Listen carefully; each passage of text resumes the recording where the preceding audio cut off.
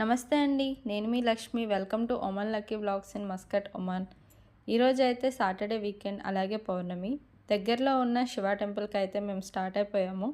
ఈ టెంపుల్ మేముంటున్న ఏరియాకి అప్రాక్సిమేట్గా 5 కిలోమీటర్స్ డిస్టెన్స్లో అయితే ఉంటుంది. మత్రా అనే ప్లేస్లో ఉంటుందండి. ఫుల్ మూన్ చూసారు కదా, చాలా అందంగా కనిపిస్తుంది కదండి. ఈ టెంపుల్కి అయితే ఆల్రెడీ నేను 2 టైమ్స్ వెళ్ళాను. ఇది థర్డ్ టైం అండి. టెంపుల్కి అయితే రీచ్ అయిపోయాము.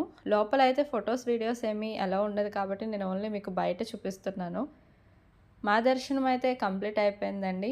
మేము బయటకు వచ్చాము. బయట అయితే ఇక్కడ కూరగాయలు అయితే అమ్ముతున్నారు. కరివేపాకు, అలాగే ములక్కాళ్ళు, అలాగే మనం టెంపుల్ కావాల్సిన సామాన్లు కూడా ఇక్కడే పర్చేస్ చేసి లోపలికైతే మనం తీసుకువెళ్ళచ్చు. దర్శనం అయితే బాగా జరిగింది. కొంచెం జనం కూడా బాగానే ఉన్నారు ఈరోజు పౌర్ణమి కాబట్టి. సో మేము అలా ఇచ్చిన ప్రసాదం తింటూ ఇంటికైతే రిటర్న్ స్టార్ట్ అయిపోయాము.